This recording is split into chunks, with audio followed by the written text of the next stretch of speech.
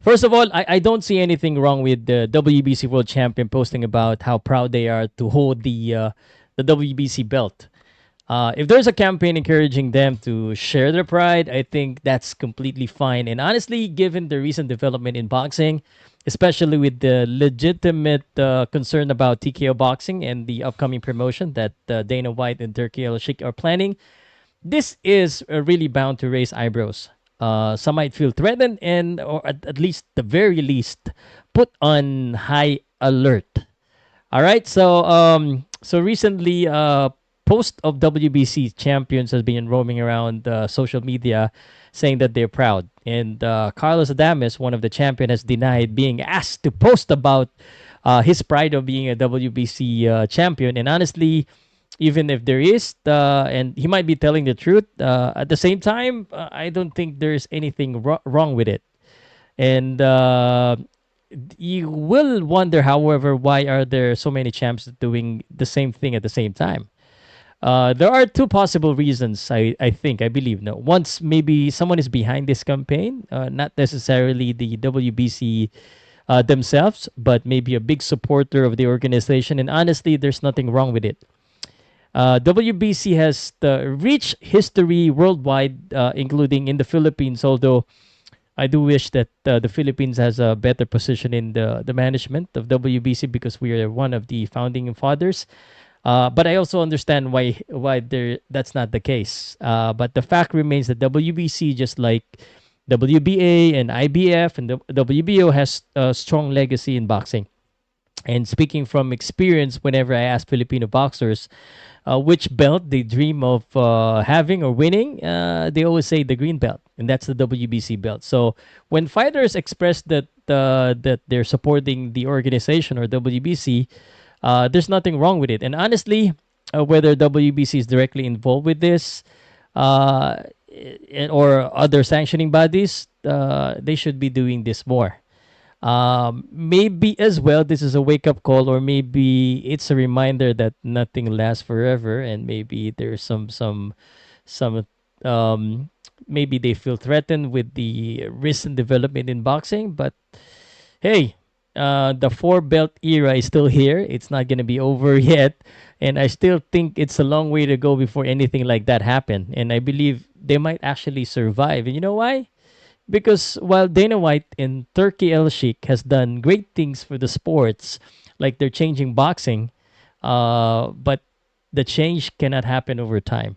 And let's start with Turkey. Let's talk about Turkey El Sheikh. Although in a short time, he has transformed boxing, whether other promoters agree or disagree, but he made other promoters work with him, including the so-called big boxing promoters. And money talks, I know. I understand that. And although money isn't enough, if a man doesn't have a vision or a passion or a direction, none of this would have been possible. So give credit where credit is due. Turkey woke boxing. Some would even say he revived boxing. Boxing was sleeping for a while. And so Turkey is a big man of the sports. And let's talk about Dana White. I'm an MMA fan myself for a while, for a long time actually. It's just that recently I've been focused on boxing, and since day one, I've seen UFC evolve into what it is right now.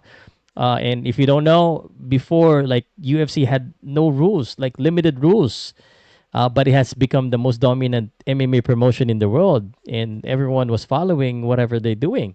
So they're the best of what they do.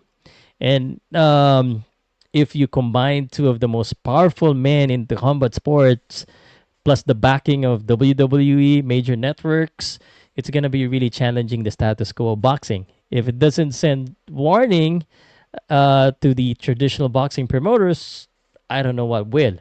So let's be real. Turkey alone has already made Saudi Arabia a global sports destination, not just in combat sports, but across all sports. The Middle East has put itself in the map, and they're not stopping, and they probably will expand. They will certainly, or they're certainly changing the game. But will they take over? I wouldn't lose sleep in that just yet. Look at the UFC. They're the best what they do, but that didn't stop one championship or other MMA promotions from doing their own thing. In fact, one championship is now entering the US market or has entered the US market, challenging one UFC.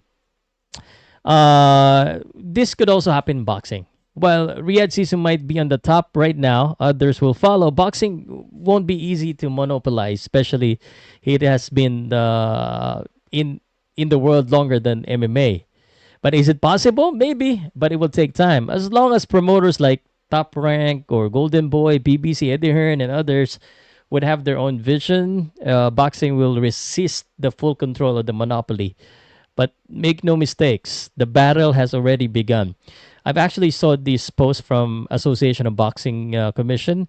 They recently posted the professional boxing standards of boxing, and it's almost like a warning to those that are coming into the boxing that looks to change it. They're saying that the regulation of boxing, if it's different, if it's not following the rules, it's not going to be considered as professional boxing match.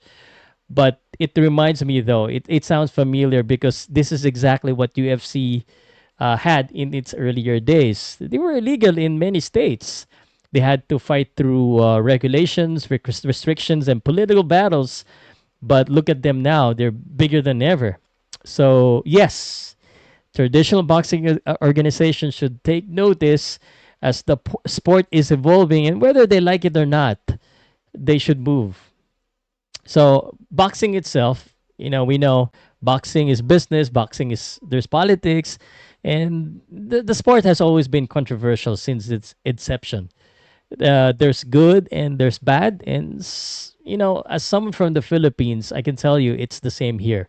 Probably it's the same everywhere. And while we adapted to the craziness of boxing and the chaos of boxing, maybe it's really time to change it. Boxers has benefited a lot of people. If you're one of them, then you won't want the change. But if you're in the losing end, then probably you're gonna be joining the revolution. And this is exactly why boxing governing bodies needs to wake up. I think they have to evolve because if they don't, they will be left behind. Here in the Philippines, we know that changes are needed.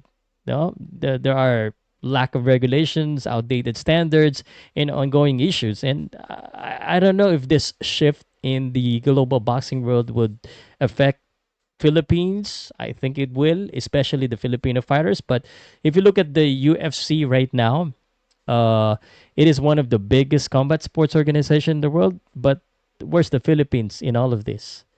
We have amazing fighters, yet no one has really broken through UFC yet. Yes, there are Filipino blood or descent in the UFC, but no one has been dominant there. So would that be a challenge? No disrespect to Brandon Vera or Mark Munoz and the others who have or Filipino fighters have fought in the UFC, but we haven't really dominated or become a real champion in the UFC. Thank goodness we have one championship or other promotions that are promoting full-blooded Filipino, but in the evolving landscape, the I think the biggest loser here and the biggest challenge is not just the fighters but the sanctioning bodies. Why? Because once TKO start holding championship fights without the sanctioning bodies or without them, others would or could follow. And it won't just eliminate one step in the process, it would remove financial burden from the promoters. So imagine this. You doing an event, you don't have to pay sanctioning fees to the WBC, WBA. So, I mean, what if other promotion would follow? So, and other promotions who's or fighters who's still not with the Riyadh season, they could use the money that they would save to keep their fighters. Aside from securing sponsorship, this would help cut costs. And to be honest with you, there's a saying that it's not the belt that makes the fighter, it's the fighters that makes the belt, and that could be true in some ways. And to this day, as you know, fighters now follow the money. And with Riyadh season and the UFC joining forces, there's a lot of money there. To be honest with you, that's the reality of the sports. And fighters would maybe end up following TKO boxing. I don't know. What do you think?